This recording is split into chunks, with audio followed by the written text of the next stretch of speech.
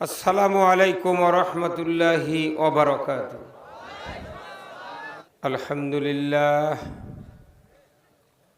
আলহামদুলিল্লাহ নাহমাদুহু ওয়া নাস্তাঈনুহু ওয়া নাস্তাগফিরুহু ওয়া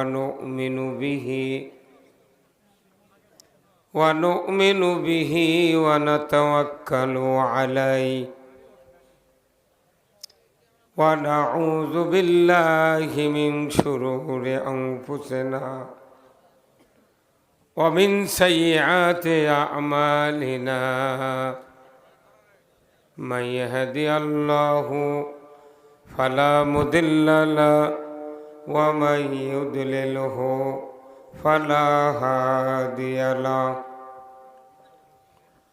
ওয়া নাশহাদু আল লা ইলাহা ইল্লাল্লাহু ওয়াহদাহু লা শারীকা লাহু ওয়া নাশহাদু আন্না সাইয়্যিদানা ওয়া হাবিবানা ওয়া মাওলানা মুহাম্মাদান আবদুহু ওয়া রাসূলুহু আল্লাযী আরসালাহু বিল হাক্কি বাশীরাও ওয়া নাযীরা ওয়া দাঈয়ান ইলাল্লাহি বিইذনিহি ওয়া সিরাজাম মুনীরা ফাকাদ ক্বালা আল্লাহু তাআলা ফি কালামিহিল মাজিদ ওয়াল ফুরকানিহিল হামিদ। সবাই জবান খুলে পড়ুন আউযু বিল্লাহি মিনাশ বিসমিল্লাহির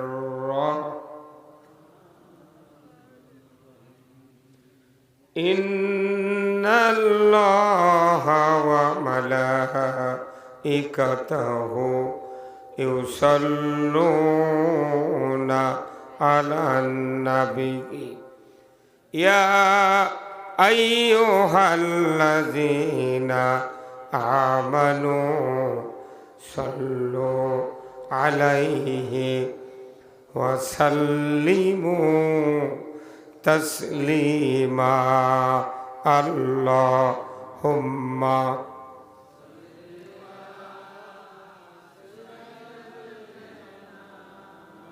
মোদের যেদিন ডাক পড়িবে ওই কবর মাঝে শুইতে রং বেরঙের পোশাক খুলে সাদা কাফন পরাইবে। আল্লাহুম্মা জোরে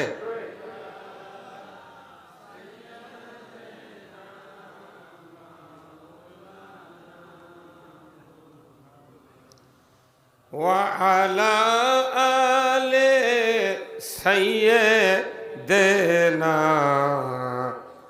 রাসূলিনা মুহাম্মদ পরহ দরুদ পরহ দরুদ দরুদ পরহ বারে বার নবী বিনা কবরেতে রাসূল বিনা রজহা সরে কে করিবে তোমায় পার। আল্লাহুম্মা জোরে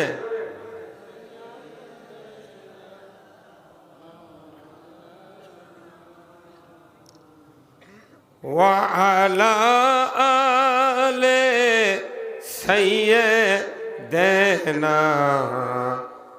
রাসূলিনা মুহাম্মাদ। আল্লাহুম্মা আমিন।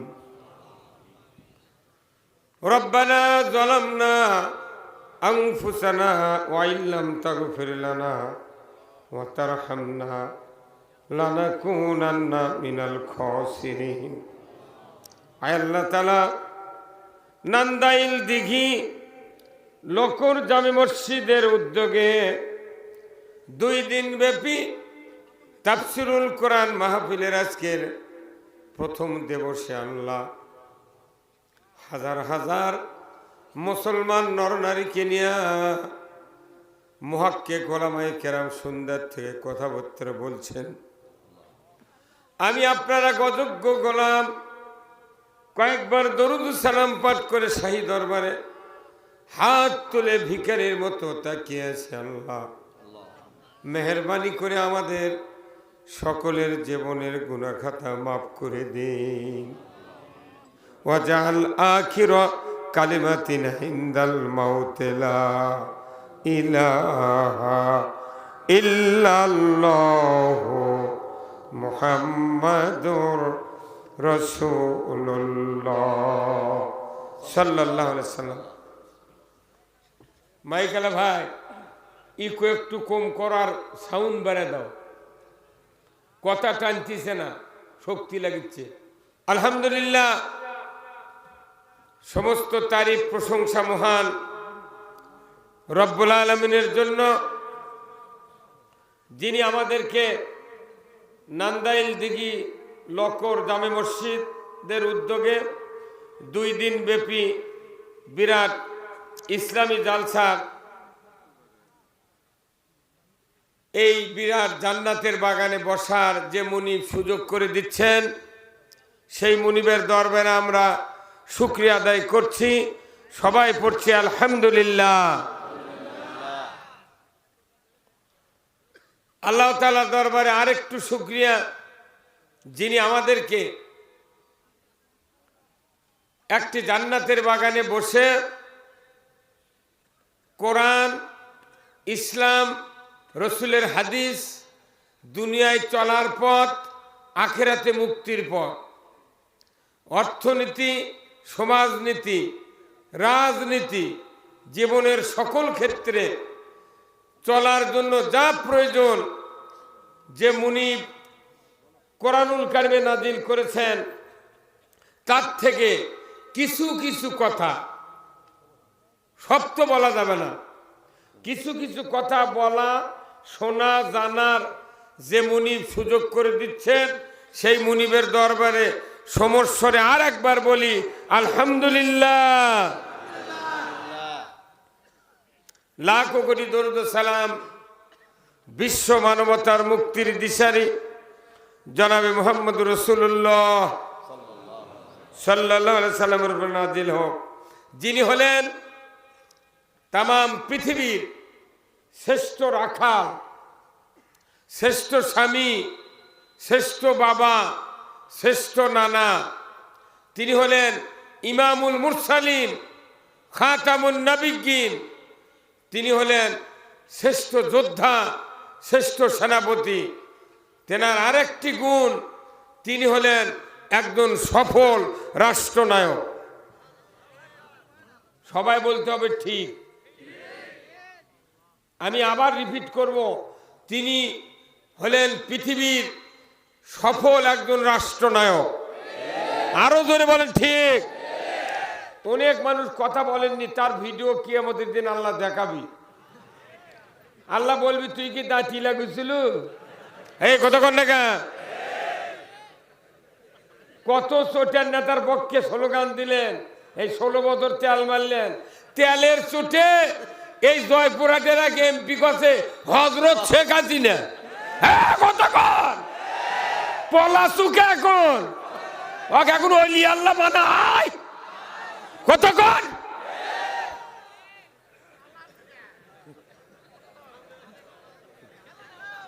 অমুক নেতার চরিত্র ফুলের মতো পবিত্র, নামাজ পড়ে না এক উক্ত, গাঁজা খায় 6 উক্ত। হ্যাঁ কতক্ষণ দেখা। সেই রকম নেতা আমার নেতা, বিশ্ব নেতা, তিনি সফল রাষ্ট্রনায়ক। একজন লোকও বাদ যাবে না, চিৎকার করে বলতে হবে ঠিক। বলতে পারবেন? কেউ যদি রসুলকে সফল রাষ্ট্রনায়ক হিসেবে মেনে নিতে ব্যর্থ হন, জীবনের 99% ইবাদত আল্লাহর দরবারে কবুল হবে না। আগে আল্লাহর আনুগত্য, তারপর রসুলের নেতৃত্ব। কথা কন? আমরা বাংলাদেশের মানুষ আল্লাহর আনুগত্য করি না, রসুলেরও নেতৃত্ব মানি না। বিচার ছাড়া দোজখ। এই কথা কন? বিনা বিচারে ফাইনাল। আল্লাহর আনুগত্য করতে হবে আর রসুলের নেতৃত্ব মেনে নিতে হবে। বক্তৃতা একটাই, আপনি কি আল্লাহ আনুগত্য করতে রাজি আছেন? কারা কারা দুহাত তুলে দেখান। লিল্লাহে তাকবীর, নারাই তাকবীর।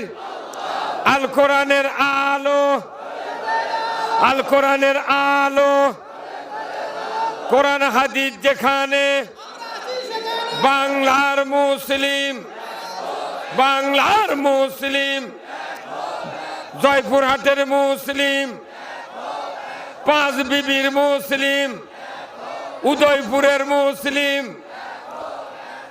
আমার নেতা তোমার নেতা। লিল্লাহে তাকবীর।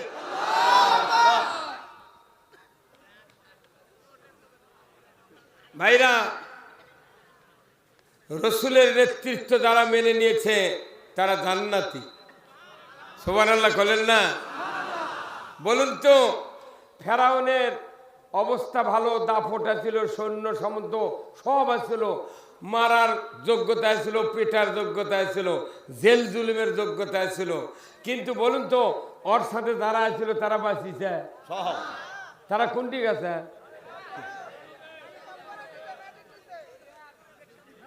তারা এই যাবেন গায়ে মুরব্বী, যাবেন গাই আয় মুরব্বী।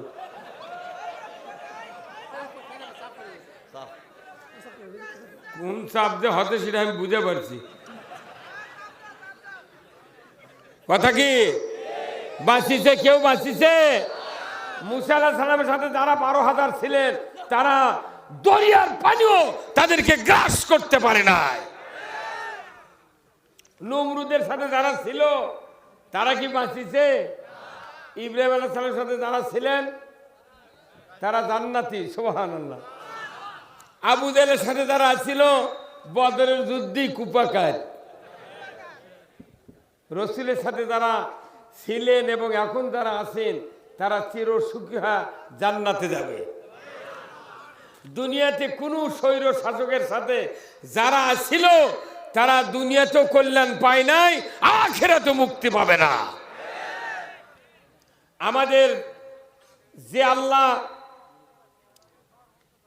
ইব্রাহিম আলাইহিস সালামের দলের লোক সাহায্য করছেন, মুসা আলাইহিস সালামের দলের লোক সাহায্য করছেন, রসুলের দলের লোক সাহায্য করছেন, সে আল্লাহ কোন এখনো আছে। আল্লাহ আরো বুদ্ধি বাড়িছে। আগে আমরা দেখেছি মানুষজন অসুস্থ হয়ে পিঠে পাঁজরে ঘা হতে মরে না, সেই জন্য বেচারা কথা দোয়া ইউনুস খতম করো। পচে গেছে, তারপরে দোয়া দরুদ লিয়ে তারপরে মরিছি। আর এখন কি ওই রকম ঘাও হ্যাঁ মরা আছে? আল্লাহ খালি দেখে ই ফাজলামি করছে, রাত্রি আজরাইল এসে মিটার কাটিয়ে দিয়ে চলে গেছে। মাদানি বেল ওর বউ আগনা পিরা ঝাড় দিয়ে করকারা তেলানি দিয়ে আসে ডাকিচ্ছে, নইমের বাপ ওঠিন, মাথা ঢোকাচ্ছে, পাও লড়িচ্ছে। তার মানে আর সে আল্লাহ আজরাইল ক্লাস্টারের ট্রেনিং দেওয়া আছে। মুন্সি মানুষ সাবধান, আল্লাহর আইনের পক্ষে যদি থাকেন কিয়ামতের দিন জান্নাতে যাবেন। তাছাড়া মানুষের আইনের পক্ষে কেউ যদি থাকে ওর বাপও জান্নাত পাবে না। এত বক্তৃতা বাংলাদেশ আর করার দরকার নাই। এখন আমরা আল্লাহর আইন চাই। এই কথা কন নাকি আপনারা? কার আইন চান? আমরা সবাই ভাই ভাই, আগামী দিনে ইসলাম চাই। হ্যাঁ কথা কন নাকি? স্লোগান মারেন, আমরা সবাই ভাই ভাই, আগামী দিনে ইসলাম চাই। কি ইসলাম ছাড়া যে কেউ মারা যাবেন, একটা ইবাদত কবুল হবে না। আপনাকে লাখ শুকরিয়া। আমি আজকে আপনাদের এই রাত্রে দিঘি দেখে আমার মাথা ঘুরে গেছে। ওই দিঘি 2-3 বছর কেউ পথ তুললে ওই কোটি কোটি টাকা লাভ করবি। এত বড় মোহব্বতের গাড়ি তুই মেলামোড় দেখবেন পলেও গেছে। আমি এটা আন্দাজে করছি, বাপরে গাড়ি রে। মনে করেন যাই যখন যে দল ক্ষমতার যায়, ওই মসজিদের সভাপতি, প্রাইমারি সভাপতি, হাই স্কুলের, কলেজের, মাদ্রাসার, ইবতেদায়ী, পায়খানারও সভাপতি। হ্যাঁ, কথা কর।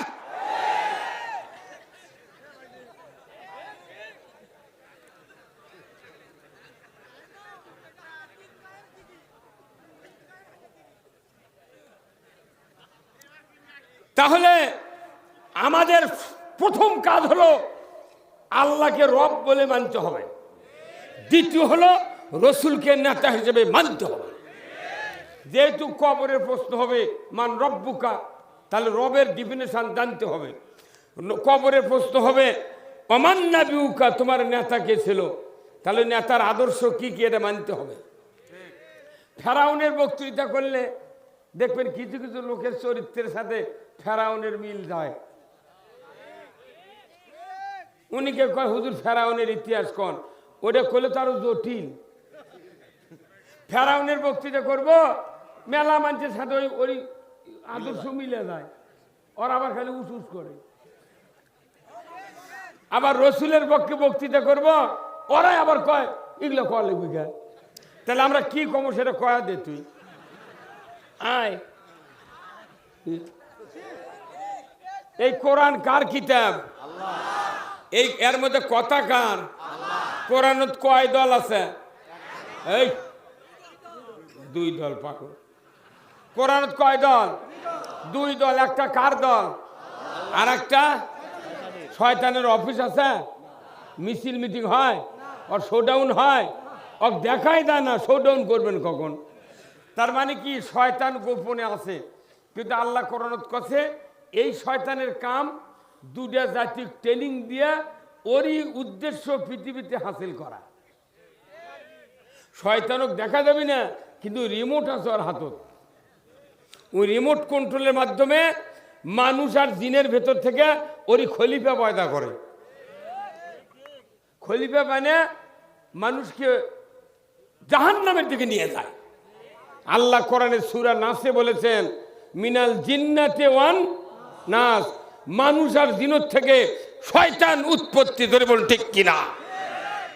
তাহলে এই জিন শয়তানের থেকে মানুষ ওয়াসওয়াসা যাতে দিতে না পারে, এই জন্য আমরা আউযু বিল্লাহি মিনাশ শাইতানির রাজিম পড়ি। কিন্তু মানুষ শয়তানের থেকে বাঁচার জন্য কি পড়া লাগবে? হ্যাঁ, এটা হ্যাঁ, এই মরদে আছে। মানুষ শয়তানের থেকে বাঁচার জন্য নির্বাচনে ভোট দেওয়া লাগবে। জিন শয়তানের থেকে বাঁচার জন্য আউযু বিল্লাহ বিসমিল্লাহ, আর মানুষ শয়তানের থেকে বাঁচার জন্য ভোট। এত বড় ওষুধ পৃথিবীর নেই। সবাই ভোট চাই, তাই না? আমরাও আল্লাহর আইনের পক্ষে ভোট চাবো। তুইও চা 20 বার, আমি চাবো 10 বার। কি এ দেশটা আল্লাহর দেওয়া দেশ, কথা ঠিক কিনা? এখানে লাখো মানুষ বসত করে। আমাদের ইমানদারের এত পরিধি বাংলাদেশে বেড়ে গেছে যে আজকের এই মাহফিলে কানায় কানায় ভর্তি হয়ে জান্নাতের বাগান গটিয়েছেন। আল্লাহ আকবার। আমার মনে হয় আজকে এটা কালাই থানা নাকি, পুরো জয়পুরহাটের মধ্যে এই বছর এত বড় সভা হয়নি। কি কথা ঠিক কিনা? অনেক সভা করছে। কি আলী স্যার ফকিন্নি সভা করছে, পুলিশ এসে করছে করেন স্যার আপনি। ফকিন্নি স্যার করছে কলজা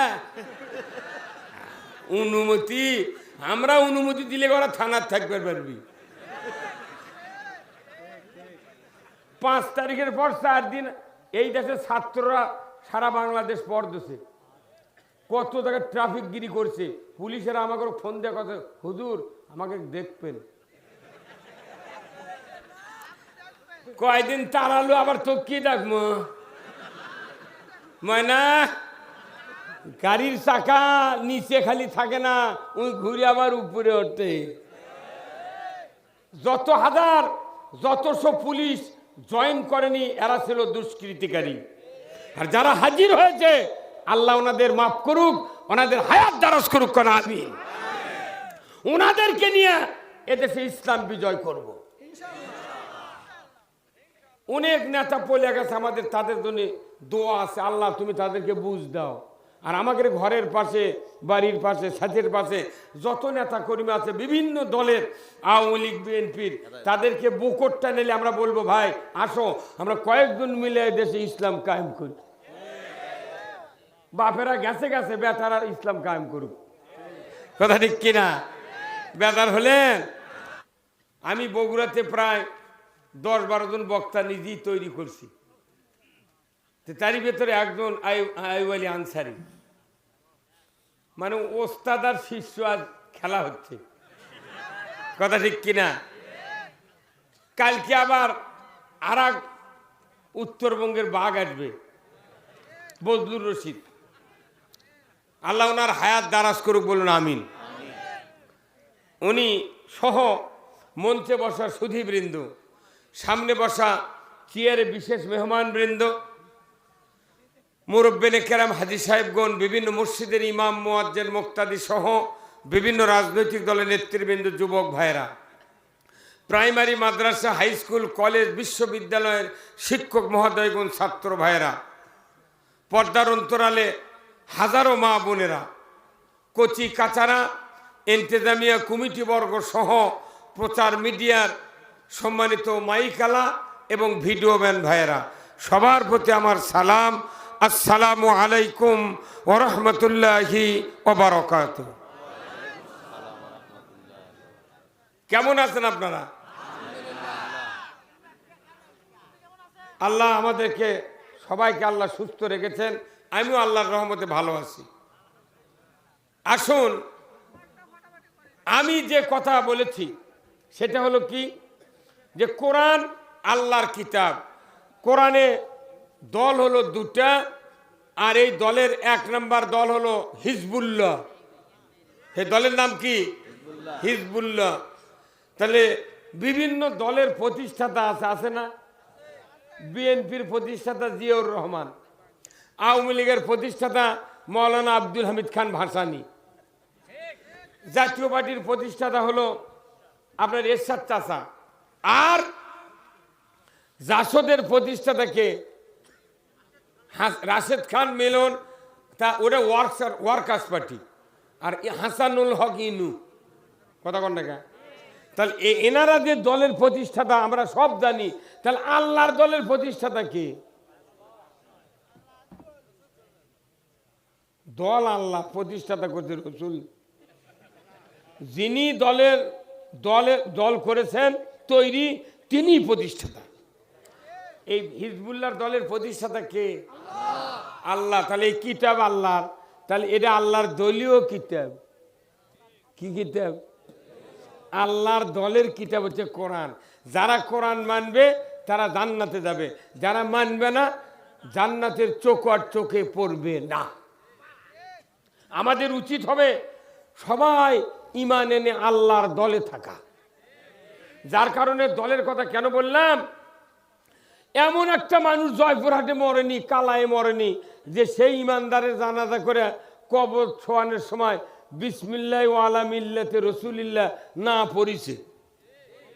এই কথা কোন না? খালি জীবনীতে একবার ঈদের নামাজ পড়ে আর খাতনা করে, ওর নামে দোয়া পড়বি বিসমিল্লাহ ওয়া আলা মিল্লাতে রাসূলিল্লাহ। কোরআনের বক্তৃতার সময় দলের কথা কইলে কয় হুজুর দল দল কয় কারা, তুই মলু দল দল কোষ কারা? হ্যাঁ কথা কর, তুই যেহেতু দুনিয়ার দল করছু, যেটা ওই দলের নাম লেখ কব্বর থা লিখবি। তাছাড়া তুই কোনো এই ধাপের হাটের বারসাবার গরু হবু। তুই করলু এক দল, থুলু আর এক দল, এটা বারসাবা। হ্যাঁ কথা কর। আগে দল বুঝতে হবে। দল যদি না বোঝেন আপনি ইসলাম মানতে পারবেন না। আল্লাহর নবী নিজে বলেছেন আমার নেতৃত্ব তোমরা মেনে নাও। আল্লাহ রসুল নিজের নেতৃত্ব কায়েম করতে গিয়ে বদরে যুদ্ধ করছেন, ওহুদে যুদ্ধ করছেন, 27টা যুদ্ধের সেনাপতিত্ব করেছেন। যুদ্ধ ছাড়া আল্লাহর নবীর নেতৃত্ব মদিনায় কায়েম হয় নাই। আপনি ঘরের মধ্যে বসে থেকে আর জুম্মার জিকির করে ইসলামী নেতৃত্ব বাংলাদেশত কায়েম হবে না। মনে করবেন হাজি গামছাতে ঘুঙ্গুর দিয়ে থাকবো, জিবরাইল এসে ভোট দিবি, বাটাম ফাটাবি।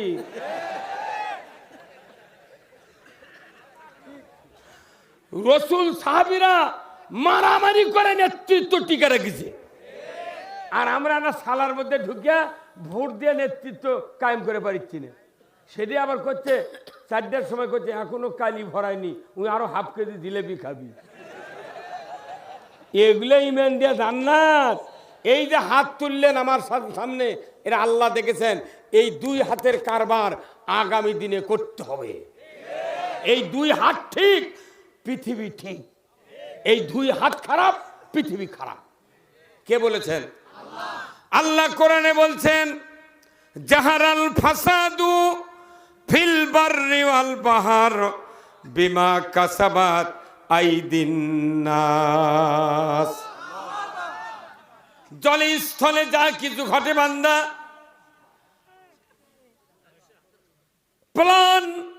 প্লাবন, বন্যা, ভূমিকম্প, ভূমিধস, আইলা, নার্গিস, করোনা ভাইরাস, কলেরা, বসন্ত, নিজে মানুষের প্রতি অন্যায় করা, ঘুষ খাওয়া, চুরি করা, অপরের জমি দখল করা, গরিবের জমির কান্দা কেটে অর্ধেক ঢুসে নেওয়া, নিজের ছেলেদেরকে জমি লিখে দিয়া কন্যাকে ফাঁকি দেওয়া, পরের ঘাড়ে চর মারা, অন্যের ক্ষতি করা, যতগুলি অন্যায় হয় বলুন তো হাত ছাড়া কি করা সম্ভব? আল্লাহ তাআলা মাথার থেকে পা পর্যন্ত যতগুলি অঙ্গ দিয়েছেন প্রত্যেকটি অঙ্গের নামে নামে কোরআনে আয়াত আছে। মাথার নামে আয়াত আছে, ব্রেনের নামে আয়াত আছে, এরপরে চোখের নামে, নাকের নামে, কানের নামে, দাঁতের নামে, মুখের নামে, জিহ্বার নামে, এরপরে অন্তরের নামে, আপনার পায়ের নামে, হাতের নামে, আঙ্গুলের নামে আয়াত আছে না নাই? শুধু কি তাই, আমাকে যে আল্লাহ হুকুম দিয়া পৃথিবীতে ছেড়ে দিয়েছেন, রুহুর হুকুম দিয়া, এর কথাও কোরআন শরীফে আছে। সমস্ত অঙ্গের ভেতরে সবচেয়ে দামি অঙ্গ কোনটি একটু বলেন তো?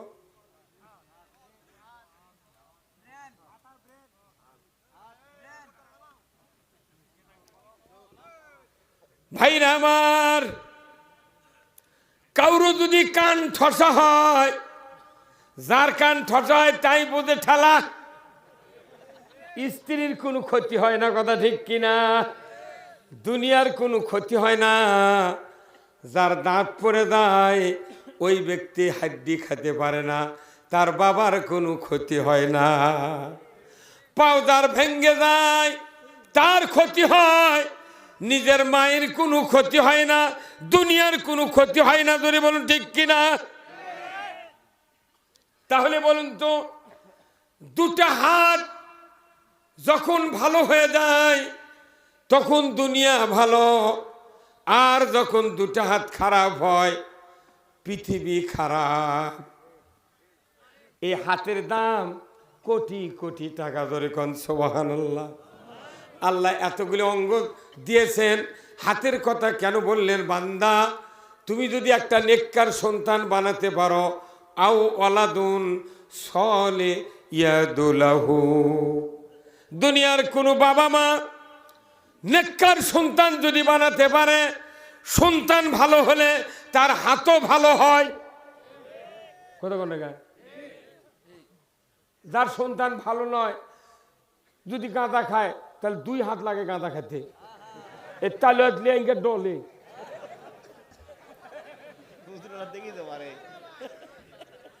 তাহলে গাঁদা খাতে কয় হাত?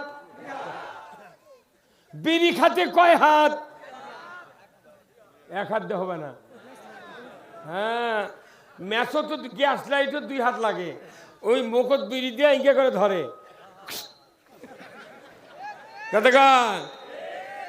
আবার তাস খেলতে কয় হাত? জুয়া খেলতে কয় হাত? লটারি কিনতে কয় হাত? চুরি করতে কয় হাত? সন্তান ভালো হবে, হাতও ভালো হবে। কার কথা? রসুলেরও কথা, আল্লাহরও কথা। তাহলে আপনার মেইন টার্গেট হবে আমি আগে সন্তান ভালো বানাবো। তাহলে 2টা হাত ভালো হলে আপনার কি লাভ, আর হাত ভালো না হলে লস কি, সেটা আমি বুঝাবো। কত টাকা সেটা আমি বুঝাবো। যদি হাত 2টা ভালো হয়, আপনার যদি যা দোয়া করবে আল্লাহ কবুল করবে। আবার হাত যদি খারাপ হয়, ওই যত অপকর্ম করবে আপনার আমলনামায় যাবে। তাহলে ভালো হলো ভালো, খারাপ হলে আরো বিপদ। আমাদের এখানে যতগুলো মানুষ আছেন বাবারা, প্রত্যেকের ঘরে প্রায় 2টা, 1টা, 3টে, 4টে করে ছেলে সন্তান নাই। সব কি নামাজি হচ্ছে? হ্যাঁ, 5 ওয়াক্ত পরে। কেউ কেউ মনে মনে করছে আমি বাপ হয়ে ধরিনি, তুই আবার বেটার কথা করছি।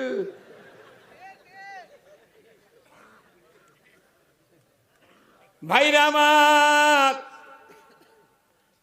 আল্লাহর নবী বলেছেন দুনিয়ার থেকে পিতামাতা কবরে গেছে, নেককার নামাজি সন্তান বাবার কবরের পাশে দাঁড়িয়ে একবার সূরা ফাতিহা, একবার সূরা ইখলাস পড়ে যখন আল্লাহর দরবারে হাত তোলে, নবীজি বলেছেন একবার সূরা ফাতিহা তেলাওয়াত করলে 10 পারা কোরআন খতমের সব আল্লাহ দিয়ে দেয়।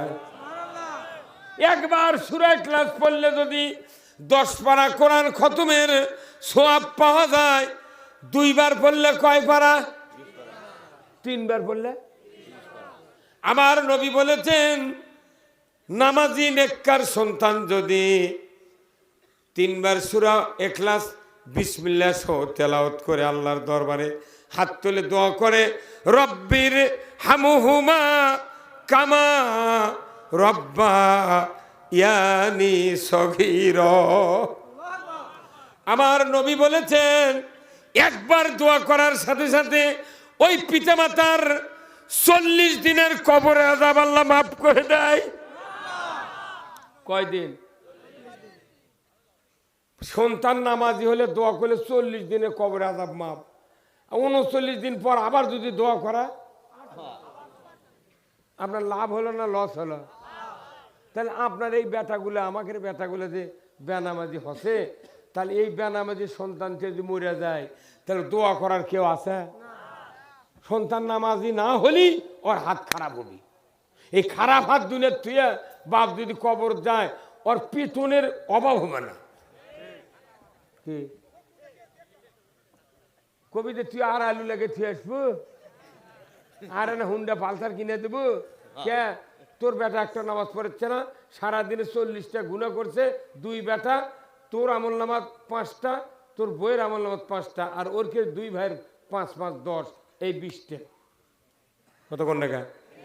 তাহলে মনে করবেন না যে সন্তানক নামাজি বানানো না, খালি দিদারছে লিজি পান খায়া পাঞ্জাবি জুব্বা গাছ দিয়ে ঘুরিচ্ছে আর করছে বা আমার সোলফোল কি সংসারী বা এতই কাম করে।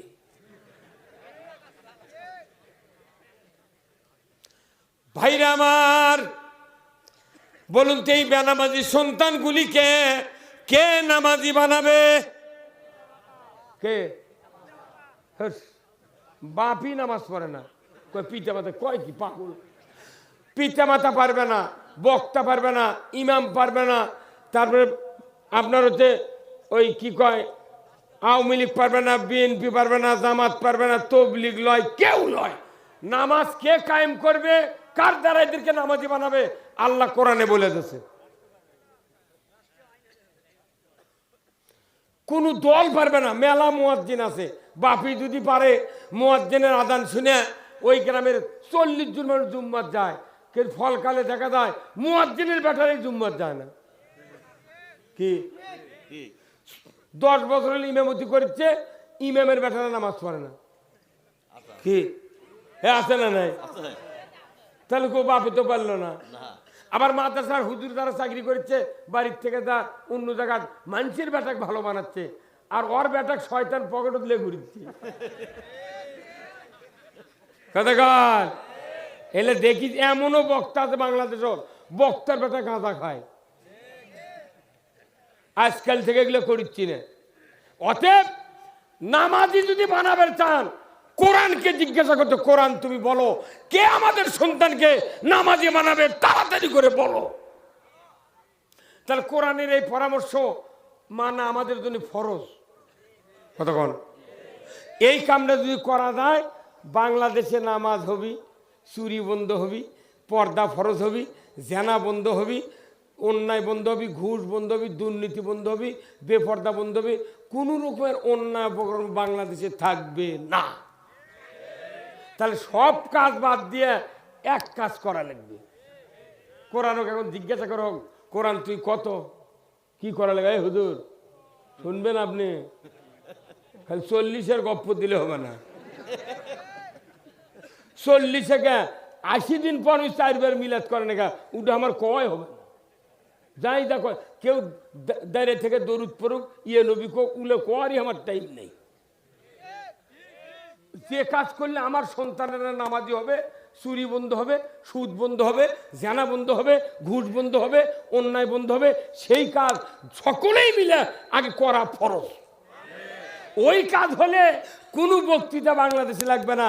সারা রাত জান্নাতের বাতাস, টেকনাফ থেকে তিতুলিয়া, সুন্দরবন থেকে পাথুরিয়া পর্যন্ত জান্নাতের বাতাস এই বাংলাদেশে বইতে পারবে। ভাইরা আমার, কোরআনুল কারীম সূরা আল হজ 41 নম্বর আয়াত আমার আল্লাহ বলেছেন, আল্লাযীনা ইম্মাক্কান্নাহুম ফিল আরদ আকামুস সালাতা ওয়া আতাউজ যাকাতা ওয়া আমারু বিল মারুফ ওয়া নাহাউ আনিল মুনকার ওয়া লিল্লাহি আকিবাতুল উমুর। জোরে কন্না মারহাবা। আমার আল্লাহ বলছেন, মুসলমান যদি তুমি কোনো ভূখণ্ডের প্রধানমন্ত্রী হও, রাষ্ট্রপতি হও, সরকার হও, প্রেসিডেন্ট হও, ক্ষমতায় যাও, তুমি 4টা আইন চালু করবা। 1 নম্বর নামাজ কায়েমের আইন, 2 নম্বর যাকাত আদায়ের আইন, 3 নম্বর ন্যায়ের আদেশ, 4 নম্বর অন্যায়ের নিষেধ। এই 4টি দফা দুনিয়ার কোনো মুসলমান সরকার যদি কায়েম করে, এই পৃথিবীর বুকে আল্লাহ তাআলা বলেছেন, ওয়ালিল্লাহি আকিবাতুল উমুর, আমার পক্ষ থেকে আমার আদেশের পর সবচেয়ে বড় ধরনের আদেশ সরকারকে আমি আল্লাহ দিয়া দিলাম। সরকারের উপর ডাইরেক্ট আদেশ আল্লাহ তাআলা জারি করছে, তুমি প্রধানমন্ত্রী হবে, নামাজ চালু করবে। আইন করে যদি নামাজ চালু করে সরকার, ওই এমপি মন্ত্রীকেই নামাজ পড়া লাগবে আগে। যে বাংলাদেশে 54 বছর ধরে যত সরকার আলো, 17 জন প্রধানমন্ত্রী গেছে 54 বছরে, আর এইবার ফখর এই ইউনুসক দিয়ে হচ্ছে 18 জন। কেউ কি হিন্দু আছিল, লগুনালা ধুতিয়ালা আছিল, কারু কপাল কি হাঁচালে মাটির দাগ আছিল? কেউ নাই। মোট পীর সাহেব তাহাজ্জুদ পড়ে, কোরআন পড়ে, বসি দেয়া মাছ মারে, আবার পলাইয়া যায়।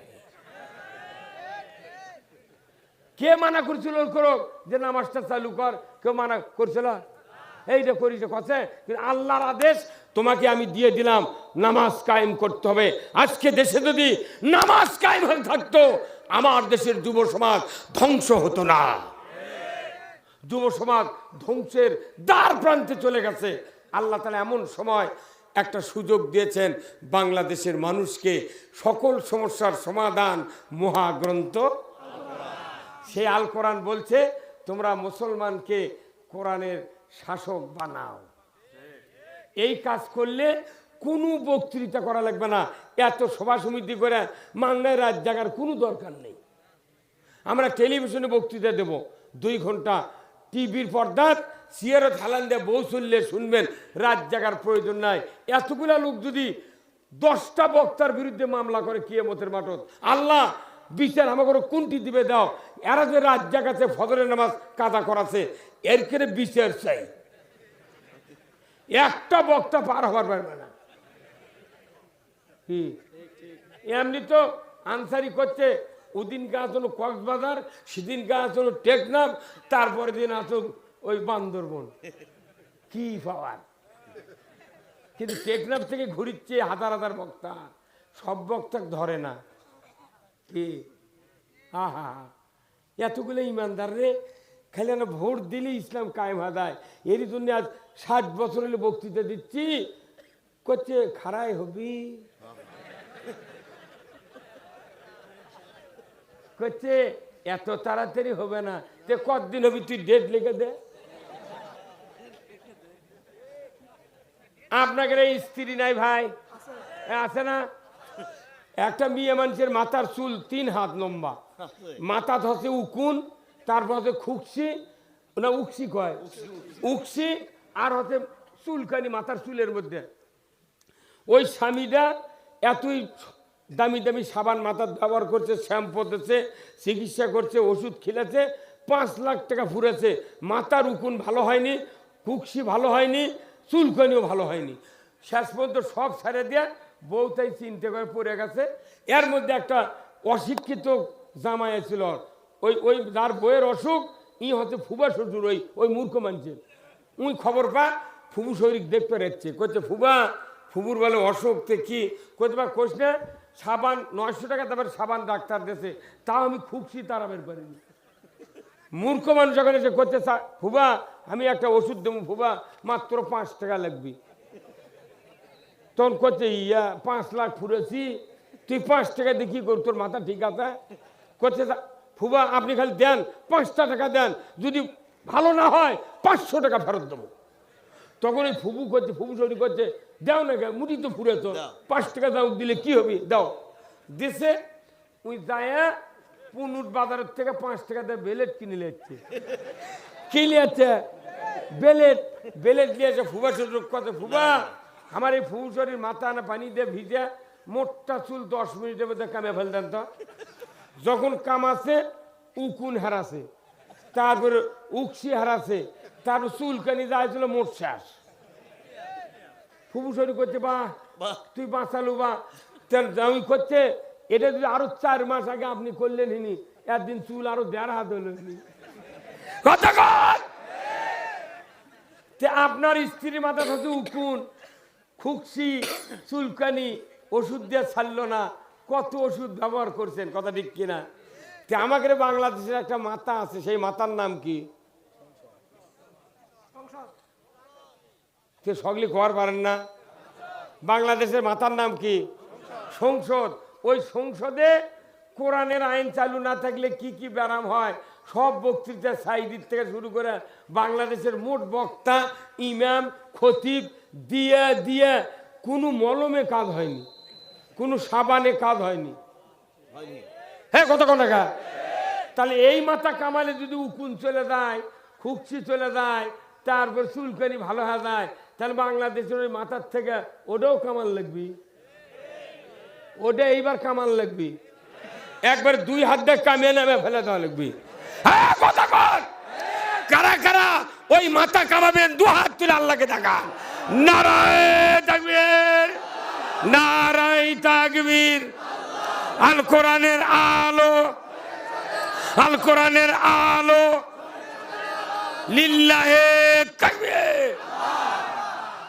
এইখানে বক্তৃতা যদি বাড়ির যায় অসুবিধা আছে? ওষুধ এটাই, এগুলো হচ্ছে অ্যান্টিবায়োটিক। অ্যান্টিবায়োটিক ওষুধ ছাড়া জটিল রোগ ভালো হতে পারে না। হ্যাঁ কথা বল। সিবিটের কাম বাঁধেনি, সিবিট বিটুর কাম বাঁধেনি, এগুলো ব্যারাম সারা। কি ওই যে মরদ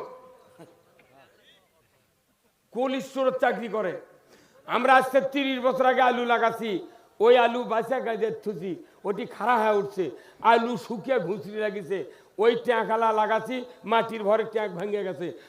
8 দিন পর ছিঁচিছি, পানি খায়া চুষে উই যখন পেপো হাতে নতুন একবার আছে গাছ উঠতে উঠতে 1.5 মাস। কিন্তু এখন কি তাই ওই কোল্ড স্টোর দিয়ে আলু থতে আর্দ্রতা দিয়ে ওর জীবনী শক্তি তাজা রেখেছে, কোনো লুসা লাগেনি, শুকে যায়নি, যার কারণে স্টিক আলুত 9টা চোখ, 7টা চোখ, 6টা চোখ। কে বুদ্ধি দিল যে আলুর জীবনী শক্তি এত তাজা, এক কাটিয়ে অপারেশন করে চোখ লাগালে আলুর গাছ হবে। চোখ লাগা কাটে কাটে লাগিয়ে গোস্ত বেশিছে হোটেল। ঠিক লতে কি কত? তাহলে আপনার কি জীবনে চিন্তা করছিলেন এই চোখ কাটে লাগালে এই আলু হবে? শুকানো আলু লাগাচ্ছি, 15 দিন পর পানি সেচার 15 দিন পর আলু ভিজে তাজা হয়ে গেছে একবার আছে। আর এখন কি তাই লাগানোর সাথে সাথেই সেচা দিতে দেরি, আঙ্গুলে লাগান মোটা হয়ে মেরদি গাছ বাড়ায়, পাতা হচ্ছে মনে হয় কফির পাতা। কারণ কি ওর জীবনী শক্তি তরুতাজা আছে। আপনারা মনে করবেন না যে ইমান আনিছি আর লোক করে আমাকে কাল্লা জান্নাত দিবি, তা নয়। ওই আলুর মতো কোল্ড স্টোরেজ আলু তুলে যেরকম জীবনী শক্তি বেঁচে থাকে, ওই রকম আপনাকে সব সময় আল্লাহর কোরআনের কথা, কোরআনের আওয়াজ আপনার অন্তরে লালন করতে হবে, যাতে আপনার জীবনী শক্তির কোনো দুর্বলতা না আসে। এত বক্তৃতা কেন? আমাদের এই জীবনী শক্তি কেন নষ্ট হয়ে যাচ্ছে? বছরে একবার সভা, এই 11 মাস 29 দিন আমাদের আর সভা নেই। এই কয়দিনে শুকিয়ে শেষ। আমাকে দোষ, প্রতিদিন কোরআনের কথা পড়তে হবে, জানতে হবে, বুঝতে হবে, কথা ঠিক কিনা? এই জন্য আল্লাহ প্রসেস করে দিয়েছে 7 দিনের অন্তর জুম্মার যাও, তুমি কোরআনের কথা শোনো, বছর অন্তর সবার যাও, কোরআনের কথা শোনো, মেরাজের মিলে ধবি ওটি দেয় শোনো, তুমি বরাতের মিলে ধবি শোনো, ইফতার মাহফিলবি শোনো, এতেকাফ হবি শোনো। এইভাবে পুরো বছর, পুরা জীবন আপনাকে কোরআনের জ্ঞান ওই কোল্ড স্টোরের মতো আপনার অন্তরে ধারণ করবেন। আপনার ইমানের জীবনী শক্তি এক তিল পরিমাণ শুকাবে না। আপনার এই কাজটা করতে হবে। আমরা যারা বক্তৃতা দিই, আমাকে বাড়িতে পড়াশোনা করা লাগে ভাই, অক্সিবিয়াসে মানুষের সাথে বক্তৃতা করা যায় না। যারা না পড়ে বক্তৃতা করে ওরা পড়ে না, ওরা ক্যাসেট শোনে, ক্যাসেট বক্তারা আনসারে, ওরা ক্যাসেট বক্তা, ওরা ক্যাসেট শুনে শুনে ওই হাফিজার দিটি টান দিছে, উঁটি টান দেয়, যদি না মিলে আবার ব্যাগ হয়ে যায়, আবার টান দেয়। কেউ করছে গরিবের বজলু, কেউ করছে গরিবের কুয়াকাটা। আজ গায় মেলাও তো নকল করছো, আয় আমার দেশ নকল করতো, তোর বাপ যদি পারে 100 কোটি টাকা তোকে দিয়ে আমাকে। বাংলাদেশে এখন হয়ে গেছে কি, একটা মানুষের একটা গায়ে আছে, 2 ভাই, তো বাপ মরে গেছে, করছে ভাই 2 ভাই আমরা গায়ে বাঁচাইলি রে, তো চালাক যায় তাই করছে ভাই বাঁচাইলি, তখন ওই অবোধ করছে বাঁচাইলি ভাই, উই মন করছে মধ্যে দেখ কাটছে, অর্ধেক দিবি উই অর্ধেক নিবি, তে না তা করে গরুর আবার দুধ হয়, করছে ভাই তুই আগের মুড়ালি আর আমি পাশের মুড়ে নেবো। ওই পাগল দৈনিক 2 বেলা 4 বস্তা করে ঘাস কাটে কাটে আর পাওয়াত ঘাও হয়ে গেছে, উই খিলায় আর ওই বিকেল করে ধুয়ে খায়। তো ওই অবোধ মানুষের বউ কোনো চালাক হয়, এরা আল্লাহরই বিধান। যত স্বামী অবোধ আছে ওরকের বউ কোনো চালাক। দেখা আমার এই ভাইয়ের বাড়ি ভাত খানো, এনামুল ভাইয়ের বাড়ি, আমি তো মনে করনো যে এনামুল ভাই যদি অবোধ হয় ওর বউ খুব চালাক, ই যদি 6 মাস যায় অন্যখানে থাকে এর বাইরে চালামের বাড়ি, সেই মরদ আমি থাকবো। তো ইনকে অবোধের বউ চালাক, ওই বউ করে আশ্চর্য করছে, আচ্ছা তুমি কি মাথা ঠিক আছে তোমার? কে? তো তুমি নেছো গরু মাঠে, তুমি গরু ঘাস কেটে খিলে তোর পাও পচে গেল, উই খালি দৈনিক দুধ দিয়ে খায়, তো তোমার লাভ কি? তুমি এক কাম করো, অক্ষবে কাল যে গরু তো বাঁচুছু আমার কাটিয়া অর্ধেক দে, আমি গরু খিলামো, গরুর লাঁচটা দাঁত আমি পামো। তখন ওই করছে সর্বনাশ, কাটিয়া লিভার থাকছে, তারপরে গরু তো থাকবে না, তাহলে আমার তো দুধ বন্ধ। তখন ওই বদমাইশ করছে কি করছে, ভাই তোকে 1 কেজি দেবো, আমি 1 কেজি খাবো। কথা কর, আমাদের দেশের এই নেতা যারা ভোট পায়, এরা প্রতি টার্মে ভোট পায়, জনগণ ভোট দেয় আর ওরা দুধ দিয়ে দিয়ে খায়। কথা কনে কেন কথা কর। এবার গরু বাঁচে নেবো, কারণ আল্লাহ বাঁটার কথা কোরআনে কথা সূরা ইয়াসিনে, ওয়ামতাজুল ইয়াউমা আইয়ুহাল মুজরিমুন। কিয়ামতের দিন আল্লাহ তাআলা মানুষগুলিকে ঘোষণা দিয়ে বলবেন, ও আমার বান্দা বান্দিরা, আজকে হাসরের ময়দানে নেককারের কাছ থেকে বদকারেরা আলাদা হয়ে যাও। যেহেতু কিয়ামতের দিন আলাদা হওয়া লাগবে, দুনিয়াতে আলাদা হবো। কথা কোন টাকা? তাহলে এই কথাগুলো এই জন্যই বললাম, আমাদের আগামী দিনে এই জুলুমতন্ত্র আর এই অত্যাচার নির্যাতন থেকে যদি বাঁচতে চায়, আল্লাহর ইসলামের বিকল্প কোনো পথ নাই। কথা কোন টাকা? জোরে আছে, পথ আছে। আমরা ইসলাম কায়েম করতে চাই, ইসলাম জীবন ব্যবস্থা, এটা কায়েম হলে পৃথিবীতে কোনো মানুষের অশান্তি হবে না। আমরা ক্ষমতায় যাব না, ইসলামকে ক্ষমতায় বসাবো। ভাইরা আমার, আজ থেকে ১৫০০ বছর আগে আল্লাহর নবী ৪০ বছরের নবুয়ত পালেন। এরপরে ১২ বছর চলে গেল। ৪০ আর ১২ কত হয়? ৫২ বছর। ৫২ বছর নবুয়তের নবীর বয়স। ১২ বছর পর আল্লাহ তাআলা জিবরাইলকে বলেন, জিবরাইল যাও আমার হাবিবকে মেরাজে নিয়ে আসো, আমি কিছু কাজ দেব, এই কাজগুলি আমার রসুল দুনিয়ায় করবেন। এই কাজ করতে গেলে পৃথিবীতে শান্তি কায়েম হবে, নচেত শান্তি কায়েম হবে না। আর এই শান্তি কায়েমের জন্য যোগ্য লোক তৈরি করতে হবে। আর এই যোগ্য লোক তৈরি করার জন্য নামাজের বিকল্প কোনো পথ নাই। তাহলে বলুন তো, বাংলাদেশে এত বক্তব্য, এত ওয়াজ, এত তাফসির, তারপরে বলুন তো বাংলাদেশে নামাজি বেশি না বেনামাজি বেশি? কে কৃষক বেনামাজি বেশি? এই যে ওয়াজ না, নামাজ তো সরকার ছাড়া কায়েম হবে না, এটা এক্ষুনি কোনো কি আমরা, নামাজ সরকার ছাড়া কায়েম হবে না। এই জন্য নামাজের কোনো উন্নতি নাই। সরকার যে আইন করে, আজ থেকে 5 ওয়াক্ত নামাজ ফরজ করা হলো, যে ব্যক্তি 5 ওয়াক্ত নামাজ কাজা করবে বেতের সহ 6 ওয়াক্ত নামাজের জরিমানা দেওয়া লাগবে। প্রতি ওয়াক্তে ফ্যাকরা পরিমাণ ৭০ টাকা। তাহলে 6 ওয়াক্তে 6 আর 300, 6 কুড়ি 120, এই 420 টাকা জরিমানা দিতে হবে তোমাকে প্রতিদিন। আর 2.5 ঘন্টা করে হাজুত 1 ওয়াক্তের জন্য। ওই সময় পাচ্ছে 24 ঘন্টা, তার মধ্যে 15 ঘন্টা গেল হাজুত, আর 420 টাকা গেল জরিমানা। ইমাম সাহেব, মুয়াজ্জিন সাহেব, যারা আগামীকাল থেকে নামাজ কাজা করবে, সকাল 8টার মধ্যে কালাই থানার ওসির কাছে এই তালিকা দিয়ে আসো। আজান লাগবে না, মুয়াজ্জিন ছুটি দিয়ে চলে যাবি, ডাকাই লাগবে না। ওই খালি 3টার সময় উঠে কবি, বাবা ওঠে রে, জুম্মার যাব না, আইন হচ্ছে রে, জেলখানা 2টা লিখবি। তাছাড়া 4:30 অজু করে মুয়াজ্জিনক ডাকে লিয়া জুম্মার যাবি। আগে মসজিদে নববী তৈরি করার আগে ইসলামী রাষ্ট্র ঘোষণা দিয়েছে মদিনার।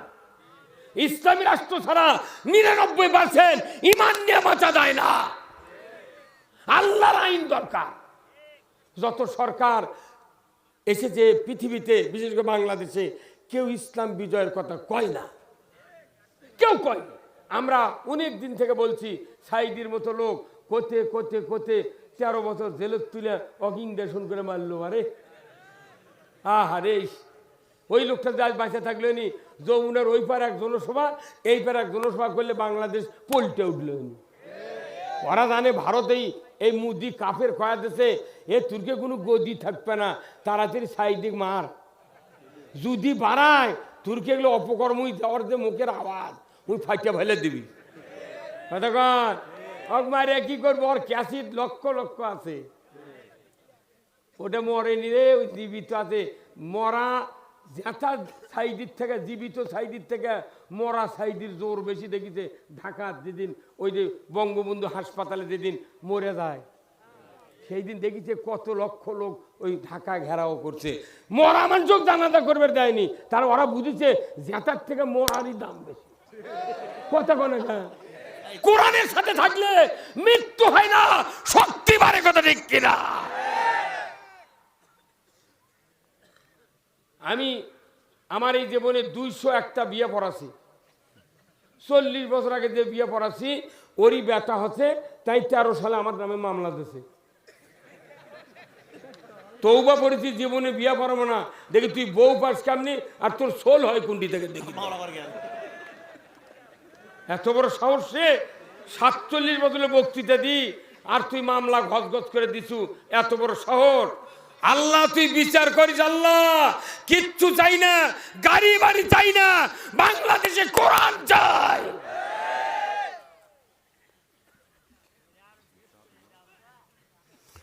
ভাইরা আমার, আল্লাহর নবীকে ডাকা হলো মেরাজে। প্রথম কর্মসূচি, ও আমার হাবিব, আপনি পৃথিবীর জমিনে গিয়া আপনি প্রথম কাজটা করবেন, মানুষের চরিত্র ভালো করার জন্য নামাজ চালু করবেন। আকিমুস সালাত ওয়া আতুজ যাকাত ওয়ার কাওমার রাকিন, নামাজ কায়েম করো, যাকাত আদায় করো, রুকুকারীদের সাথে রুকু করো। তাহলে বলুন তো রসুলের এই কাজ সাহাবীরা করেছেন কিনা? তাহলে তারা নামাজ কায়েম করলেন। অথচ বাংলাদেশে 92% ইমানদারের দেশ, এই দেশে নামাজির তুলনায় বেনামাজি কয়েক গুণ বেশি। শুক্রবারে যত মানুষ জুমায় যায়, 16 আনা মানুষের ভিতরে 10 আনা মানুষ খালি জুমার নামাজ পড়ে। 4 আনা মানুষ তারা পড়ে মাগরিব আর জোহর। আসরের সময় কাজে টাইম পায় না, ফজরত চাতন পায় না, এশার সময় পাও ধয় না। মাত্র 2 আনা মানুষ নামাজ পড়ে, আর হাজির বেটারা ওযু জানে না।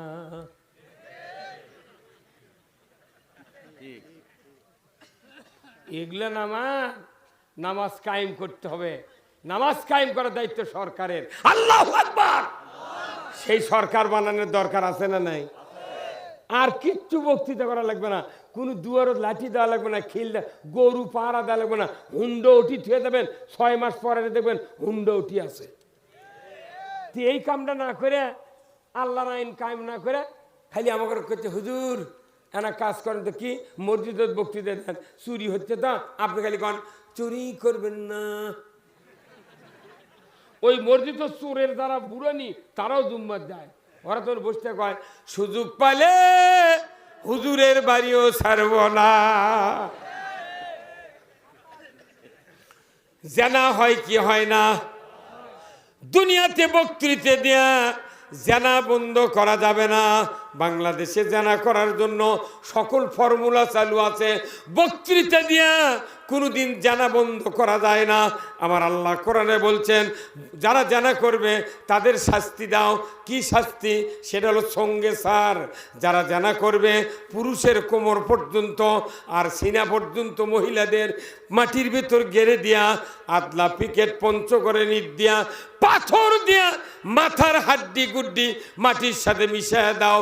ডিসেল লাইনে যদি দেখানো হতো, বিটিভি, এনটিভি, এসিটিভি 21, 24, 71, 75, 76 চ্যানেলে যুগান্তরে যদি দেখানো হতো, একটা member chairman, vice chairman, member, নেতা নেত্রী, যুবক যুবতী, ছাত্র ছাত্রী দুনিয়ার জমিনে জানা করা তো দূরের কথা, 6 মাসে মোবাইল খুললে মিস কল খুঁজে পাওয়া যেত না। জানা এমনি বন্ধ হয়ে যাবি। হামন আঙ্কেল 4 দিন মিয়েলে ঘরে, কেউ কয় না এই তোর কাবিল দেখি। আর মামুনুল হক বাংলাদেশের শ্রেষ্ঠ সন্তান, বউলে ঘুরছে, কোথায় কাবিল দেখাও। আয় এখন দেখতো কাবিল, আয় আয় রে আয়। আবিয়া হুজুররা ঘুরলি কাবিল দেখাও, আর ওরা নষ্টি ফষ্টি করছে, কিচ্ছু হয় না, খালি গায়ে লাফাচ্ছে। হামন আঙ্কেল। আর একটা মনিরুজ্জামান ডিবিয়া ছিল, এত বড় বদমাইশ, সাবে সাবে কথা করছিল। উনি হচ্ছে কুল্লু মিথ্যা জঙ্গি তৈরি করার, নাটক তৈরি করার মাস্টার মাইন্ড ছিল, উনিও হারাছে। বিপ্লব কুমার কো না, কোথায়? জাতিকে ধোকা দিয়া বোকা বানায়া এই কাজ করেছে। এই পুলিশ বাহিনীর বেতন ছিল 8,000, সেই বেতন 40,000 করছে। কারণ কি? তোকে বেতন বাইরে দেবো, আমি যা কমো তাই করব।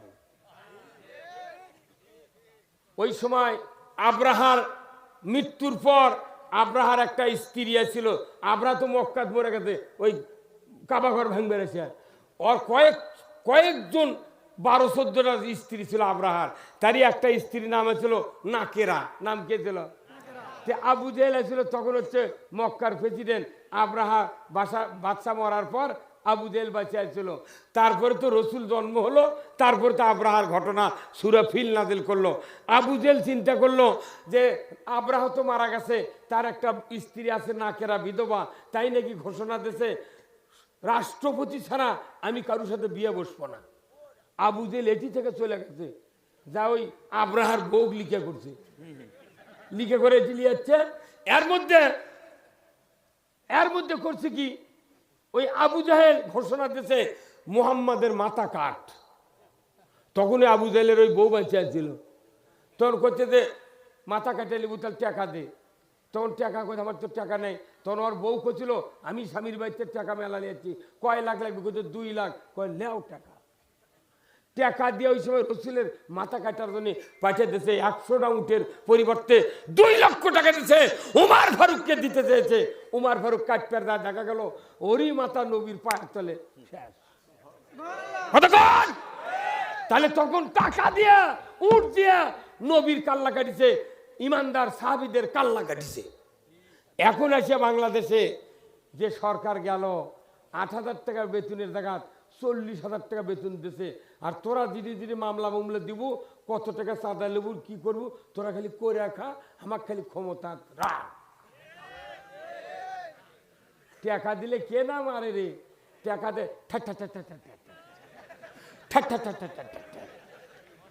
করছে, করো গুলি।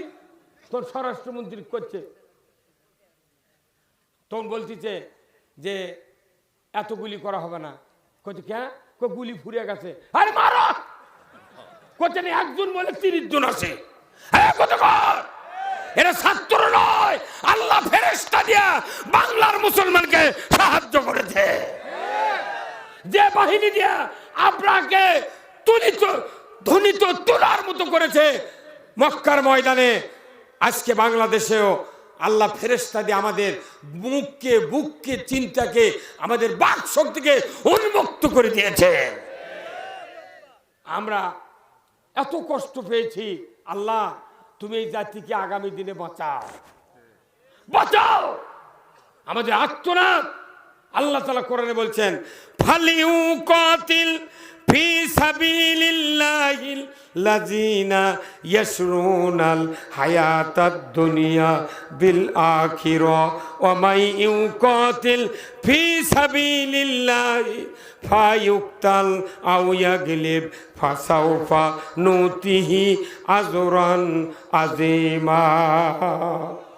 আমার আল্লাহ বলছেন, ও পৃথিবীর মানুষ, তারাই তো আল্লাহর দ্বীনের জন্য সংগ্রাম করতে পারবে যারা আখিরাতের জীবনকে দুনিয়ার সুখ সুবিধা জলাঞ্জলি দিয়া আখিরাতের জীবনকে কিনে নিতে পারবে। তারাই তো এই পৃথিবীতে দিন কায়েমের যোগ্য লোক।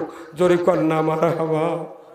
আজ থেকে 1500 বছর আগে আল্লাহর নবী দুনিয়ার থেকে বিদায় হলেন। আবু বকর সিদ্দিক রাদিয়াল্লাহু তাআলা আনহু উনি আমিরুল মুমিনিন হলেন, তারপরে উনি দুনিয়ার থেকে বিদায় হলেন। উমার ফারুক অর্ধেকটা পৃথিবীর বাদশাহ হলেন। জোরে বলুন ঠিক কিনা?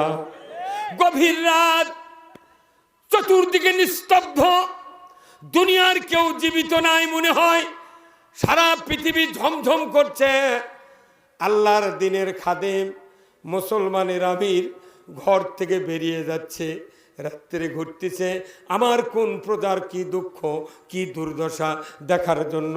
একদিনের ঘটনা, বিশাল মরুভূমির প্রান্তর দিয়ে চলে যাচ্ছেন, যাইতে যাইতে দেখেন অদূরে একটা টিম টিম করে আলো জ্বলছে। ওই আলোর নিকটবর্তী উমার ফারুক হলেন। কিন্তু দেখা গেল কিছুক্ষণ দাঁড়ায় থাকতে ভেতর থেকে একটা আওয়াজ আসলো, কষ্টের আর্তনাদ, কান্নার আওয়াজ। কিছুক্ষণ পর আর একটি পুরুষের গলার আওয়াজ, কান্নার আওয়াজ, আর্তনাদের আওয়াজ। উমার ফারুক ওই জায়গায় দাঁড়িয়ে বললেন, ওগো ঝুপড়ির মালিক, কি হয়েছে তোমাদের ঘরের ভেতরে? এত দুঃখ কেন, এত কষ্টের আওয়াজ কেন? তোমরা বলো না আমাকে একটু। সাথে সাথে ওই ঘরের মালিক বেদুইন ইহুদির বাচ্চা বলল, ও পথিক, আপনার কাজে আপনি যান, আমার যে দুঃখ, এই ঘরের ভেতরে কষ্ট, আপনাকে বলে কোনো লাভ হবে না, আপনার কাজে আপনি চলে যান। আমরা যে কষ্ট পাইছি আমার আর কাউকে বলার দরকার নাই, এইভাবে যদি মরণও হয় আমরা কাউকে বলবো না। অর্ধেকটা পৃথিবীর বাদশাহ উমর ইবনুল খাত্তাব চিৎকার করে বললেন, বেদুইন রে, এ বেদুইন, কি কষ্ট একটু বলো না, আমি কি জানতে পারি না? বেদুইন বলে, পথিক শুনতে যখন চান আমি বলতেছি, আমার স্ত্রীর প্রসব বেদনা উঠেছে, সন্তান ডেলিভারির জন্য কোনো মহিলা এখানে নাই, আমি স্বামী কোনো উপকার করতে পারি না, আমার কষ্ট হয় স্ত্রীর কষ্ট দেখে, আমার স্ত্রীও কাঁদে আমিও কাঁদি, এ আমার ঘরের পরিচয়। গভীর রাত, উমার ফারুক 1 মিনিটও দেরি করলেন না, আল্লাহু আকবার, দৌড়ে চলে গেলেন মরুভূমির প্রান্তর দিয়া। হাঁপাইতে হাঁপাইতে বাড়ির ভেতর ঢুকেই আব্দুর রহমানের মা, তাড়াতাড়ি করে ওঠো, ওঠো রে, তাড়াতাড়ি করে ওঠো, তুমি যদি জান্নাত ক্রয় করতে চাও আল্লাহ তোমাকে জান্নাত বিক্রয় দিবে, তাড়াতাড়ি করে ওঠো। সাথে সাথে অর্ধেকটা পৃথিবীর বাদশার স্ত্রী ঝাঁপ দিয়ে উঠলেন, কি হয়েছে, আপনি এত তাড়াহুড়া করেন কেন? উমার ফারুক বললেন, তাড়াহুড়া এই জন্যই করছি, জান্নাত তোমাকে আজকে কিনতেই হবে, জোরে বলেন আল্লাহু আকবার। ওনার স্ত্রী বললেন, প্রাণের স্বামী, জান্নাত ক্রয়ের জন্য আপনি তো দৈনিক রাতে রাতে ঘোরাফেরা করছেন, কেন আপনি জান্নাত কিনতে পারলেন না? উনি বললেন, উমার ফারুক বললেন, প্রাণের স্ত্রী, আজকে যে জান্নাত বিক্রয় হবে ওই জান্নাত পুরুষের জন্য নয়, এটা নারীদের জন্য। ওনার স্ত্রী বললেন, ওগো প্রাণের স্বামী, জান্নাত কিভাবে নারীদেরকে দিবেন আল্লাহ? উনি বললেন, ওই যে মরুভূমির বিপরীত প্রান্তে একজন ইহুদির স্ত্রীর প্রসব বেদনা উঠেছে, তার সন্তান ডেলিভারির জন্য কোনো মহিলা তাকে হেল্প করতে পারছে না, তুমি যদি গিয়া ওই সন্তান ডেলিভারির কাজ তুমি যদি ত্বরান্বিত করতে পারো, আল্লাহ তোমাকে জান্নাত দিয়ে দিবে। আপনাদের এখানে অনেক মা বোনেরা আছে না, দেখবেন যদি বাড়ির পাশে মেয়ে থাকে অবশ্য ঝগড়াঝাটি হয়, কিন্তু যেদিন ওই বাড়ির একটা মেয়ের প্রসব বেদনা ওঠে, যার ঝগড়া করেছে তাইও যা ওই মহিলার কাছে চোখ দিয়ে পানির ভাড়ায়। কি দর, এত বড় মায়ার জাত পৃথিবীর নাই, মা জাতির মতো এত দয়া কোনো জাতির নাই। সেই জাতিকে আমরা মার পিঠ দিয়ে গাল দিয়ে বান্দি বানিয়ে থুছি। কি কথা বল, হাসিচ্ছেন? হা হা হা, স্ত্রীর কি দাম! একটা চেয়ারম্যানক মানুষ ভালোবাসে ওই 6 ধারা চাউলের কার্ডের জন্যে, আর হচ্ছে ওই বিচার টিচার যদি কোনোদিন মামলা হয় তাহলে চেয়ারম্যান যাতে আমার পক্ষে রায় দেয় এই দিন চেয়ারম্যানের সাথে মিল দেয়, আর মেম্বারক মিল দেয় খালি পায়খানার পাট নেওয়ার জন্য, আর এমপি মিল দেয় বেটার চাকরি নেওয়ার জন্যে। আর আমার রসুল বলেছেন, স্ত্রীর সাথে তুমি ভালোবাসা সৃষ্টি করো জান্নাতের জন্য। আমার রসুল বলছেন, কারো স্ত্রী যদি একবার আল্লাহকে বলে, আল্লাহ আমার স্বামী উত্তম, আল্লাহ রাসূল বলছেন সাথে সাথে ওই স্বামী জান্নাতি। তাহলে স্ত্রীর মুখ দিয়ে স্বামীর পক্ষে ভালো প্রকাশ করে নেওয়া এর চারটিখানি কথা। আজই যাবেন তো রাত্রে মেলা স্বামী এটি আছেন তো যা কবে রে হুজুর কথা রে তুই খালি আমাকে একবার ভালো ক, আমি জান্নাত গেছি। মেলা বউ মেলা স্ত্রী মুখ থেকে অন্য চাপে ধরে কবি তুই যে পেটা পিটি তোর জীবনে ভালো কমা না। আপনি মেম্বারের পাওয়ার তেল দিচ্ছেন, চেয়ারম্যান আর এমপি নিজের স্ত্রীকে একবার বল আল্লাহ আমার স্বামীর মতো উত্তম স্বামী আর কারো নাই। নির্ঘাত রসুল বলছেন ওই স্বামী যে মোত্তাকি হয় তাই জান্নাতি। তাহলে স্ত্রী কত পরিমাণ ভালোবাসা লাগবে আমার ভাইয়েরা। আল্লাহর নবী আয়েশা সিদ্দিকা রাদিয়াল্লাহু তাআলা আনহার ঘরে শুয়ে আছেন। গভীর রাত্রিতে উঠে আল্লাহর নবী মসজিদে নববীতে চলে গেছেন। আয়েশা সিদ্দিকাকে ডাকে নাই, চেতন পেয়ে দেখেন রসুল তার বিছানায় নাই। জোরে কোন সুবহানাল্লাহ। স্বামীবিহীন এই বিছানা, অন্ধকার। হযরত আয়েশা সিদ্দিকা 6 লক্ষ হাদিসের হাফেজা ছিলেন। আল্লাহু আকবার। স্বামীর জন্য পাগল হয়ে গেল, সতীনদের ঘরে ঘরে খোঁজ নিচ্ছে। বোন রে, দয়ার নবী রাসূল সাল্লাল্লাহু আলাইহি ওয়াসাল্লাম তোমাদের ঘরে আছে নাকি? সবাই বলে রাতের জন্য তোমাকে দিয়েছি, তোমার ঘরে তো রসুল ছিলেন, আমাদের ঘরে আসে নাই। পাগল পারা হয়ে আয়েশা সিদ্দিকা হুজরাখানার থেকে বেরিয়ে মসজিদে নববীর দরজায় দাঁড়িয়ে গেছে। দাঁড়িয়ে দেখে দিনের নবী সিজদায় পড়ে আল্লাহর কাছে দোয়া করছেন। আয়েশা সিদ্দিকা 1 পা 2 পা করে মসজিদে নববীর ভেতরে ঢুকলেন।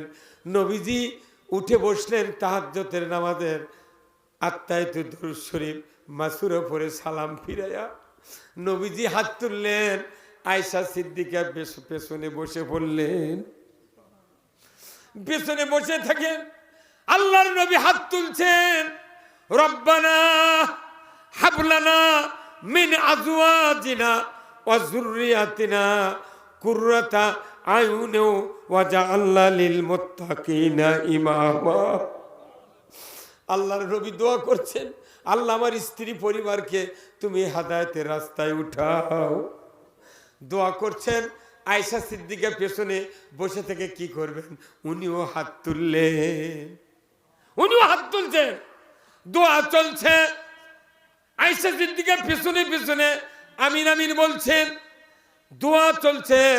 এক পর্যায়ে আল্লাহর নবী বললেন, ওগো আল্লাহ, কিয়ামতের দিন মানুষ নাফসি নাফসি বলবে, কেউ কারো উপকার করতে পারবে না।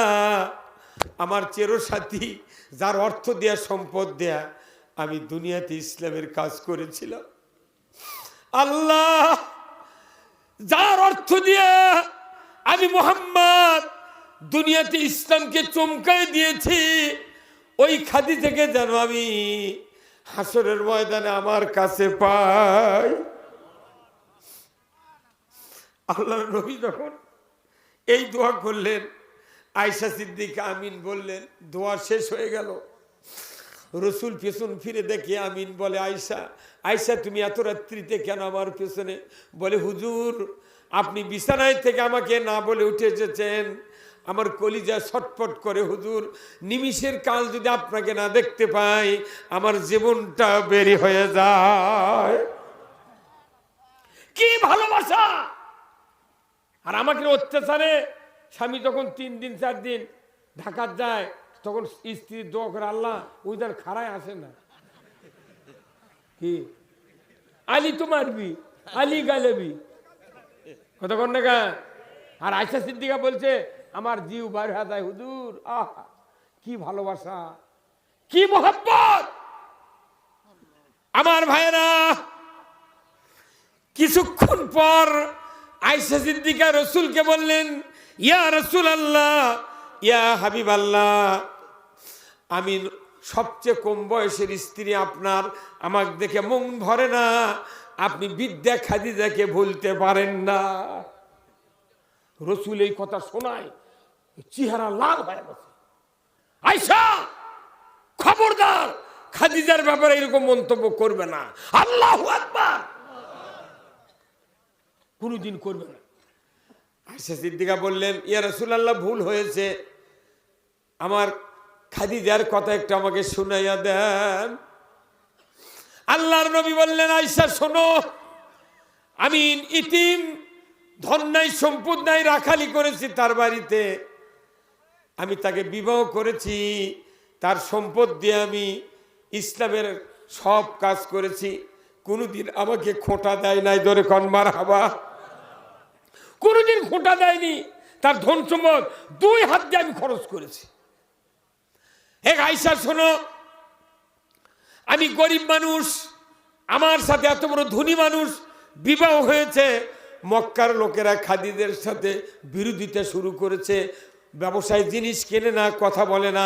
খাদিজা বললেন, মোহাম্মদ আমার উট আছে, উট জব করো, পাকশিক করো, মক্কার লোকক দাওয়াত দাও। তামাম মক্কাবাসীকে খাওয়ানো হলো। হযরত খাদিজা বললেন, ওগো মক্কার লোকেরা, বলো তো মুহাম্মাদের চেয়ে চরিত্রবান যুবক মক্কাতে কেউ আছে? সবাই বলে কেউ নাই। বলো তো কোরাইশ বংশর মতো আর একটা বংশ কে কারু আছে? বলে তাও নাই। বলো রে মুহাম্মাদের যারা তোমরা কুৎসা রচনা করছো, আমার কুৎসা রচনা করছো, ওকে বলছো ইতিম, আমাকে বলছো তুমি পাগলি দেখে গরিবের সাথে বিবাহ করছো। বলো তো মুহাম্মাদের মতো শক্তিশালী একটা যুবক মক্কাতে কি আর কেউ আছে? ওরা সমস্যার কথা, আর কেউ নাই, এরকম বংশ নাই, এরকম সত্যবাদী আর একটা যুবকও নাই। খাদিজা বললেন, তাহলে আমার কি অপরাধ? মুহাম্মদকে বিবাহ করেছি, কি অপরাধ? তখন মক্কার লোকেরা বলছে, অপরাধ একটাই, তুমি ধনী মানুষকে গরিবকে স্বামী হিসেবে গ্রহণ করলে। ধনী মানুষের বিটিরা যদি গরিবের সাথে বিয়ে বসে, আত্মীয় স্বজনই কয়, তুই আর বর পাচ্ছিস না, ওই ফকিরের বেলার সাথে দিচ্ছ, কথা কর না কে? কিন্তু রাসূলুল্লাহ সাথে বিয়ে বসাতে মক্কার লোকের অস্বস্তি ধরে গেছে। ধনী মানুষ তুই কে রাখালের সাথে বিয়ে বসলু না, কথা কর না কে? তখন খাদিজা বললেন, এত সুন্দর মানুষকে আমি স্বামী হিসেবে গ্রহণ করেছি, এখন তোমরা শোনো, তোমরা দাঁড়িয়ে যাও, সাক্ষী থাকো। আমি খাদিজা তোমাদের সামনে আমি বলতেছি, আমার ধন সম্পদ, সোনা দানা, উট দুম্বা, খেজুরের বাগান, ব্যবসা বাণিজ্য, যত কিছু সম্পদ আছে আমি তোমাদের সাক্ষী করে তামাম কিছু মুহাম্মাদের নামে উইল করে দিলাম। আমি তার সেরো দাসী হয়ে গেলাম। ইচ্ছা করলে আমাকে মুহাম্মদ রাখতেও পারে, নাও পারে। বলো রে মক্কার লোকেরা, এই মক্কাতে মুহাম্মাদের আর কে ধনী আছে? কিন্তু রাত্রি অনেক হয়ে গেল। আসুন, আমার ভাতিজা আইয়ুব আলী আনসারী সুন্দর বক্তৃতা দিয়েছেন, আমিও আপনাদের জন্য অনেক কথা বললাম। কথা একটাই, এ দেশে ইসলাম বিজয় করতে চাই। আল্লাহ তাআলা আমাদের সকলকে এই কাজ করার তৌফিক দান করুক। মাইকও ভালো, কর্তৃপক্ষ ভালো, মঞ্চ ভালো, আলো সেই রকম। অতএব প্যান্ডেলে যত মানুষ ছিলেন, আল্লাহ সকলকে যেন দ্বীনের জন্য কবুল করেন, বলেন আমিন।